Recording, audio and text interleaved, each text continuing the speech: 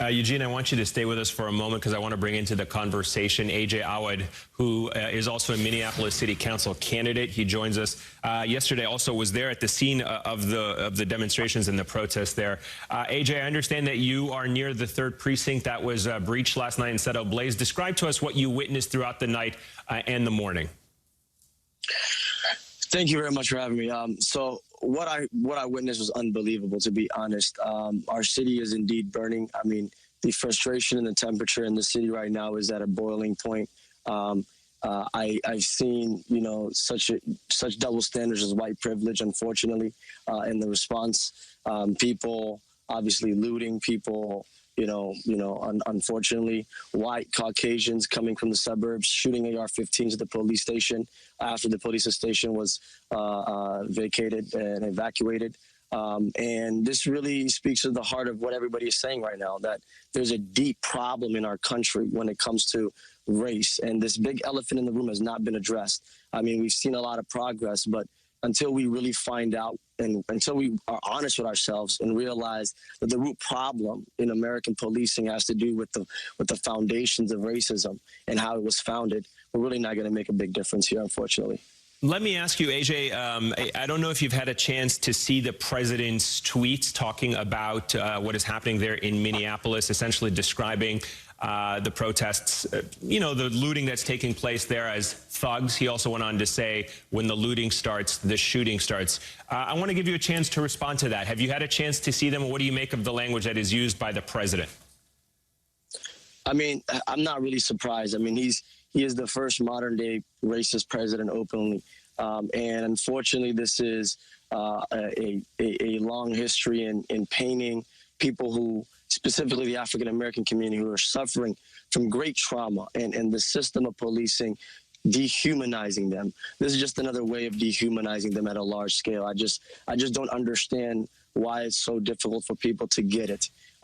People aren't looting in the streets and burning the city down. It's a very unfortunate thing, and by any means, I do not stand with that type of behavior. But the frustrations are real, and when we have rhetoric coming from the White House that continues to pretty much signal and code switch to where people are just being scapegoated, it's just completely unfortunate. A lot of people are probably watching this right now wondering what it's going to take to try and bring the city back from the chaos that we're seeing from these protests and the demonstration. There's no doubt that a part of that, there is the anger towards law enforcement for not having arrested the police officers.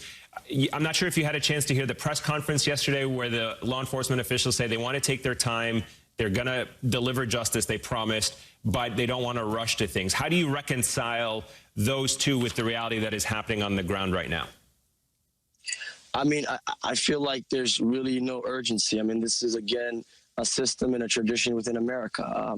We have a pattern where a young, unarmed black man, woman, person of color gets murdered blatantly, and yet we do not rush to act. It's unfortunate that, everyone around the world saw it. There's no need to parse words. There's no need to pretend as if something else happened. It was completely unfortunate hearing Mike Freedom say that there's possible other evidence when, he doesn't have the credibility to even speak about those evidence. And, when we really think about it, it's crazy. We have, 1,000 fatal death shootings of police, of unarmed individuals in this country every year for the last 4 years. And we have less than 25 in just 2019 of actual capital sentences where the state actually executed somebody. And for there to be a loophole in capital sentencing is completely, is just unfathomable. It just does not make sense. I think if the right thing was done here. I mean, we're talking about charging an individual. We're not talking about prosecuting and throwing out the gavel and finding them guilty. We're talking about just doing the right thing. Everybody and their mother saw it. It's just unbelievable, and that's poor leadership. And I think, as I saw last night, the people that are out there is the millennial generation. It's people in their 30s, 29s, younger.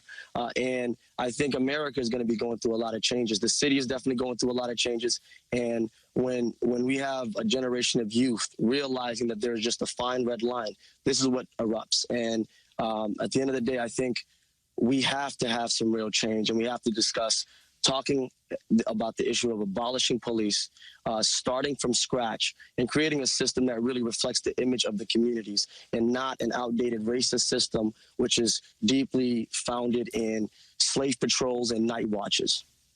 All right, AJ Awed and Eugene Robinson, thank you both very much for joining me with this very important story. We're going to have a lot more on the demonstrations taking place in Minneapolis as they continue for a fourth day. But first, protesters are also taking a stand across the country. We're going to head to Louisville, where overnight several people were shot while protesting the death of a young woman by police inside her own home. We'll have more on that story as well.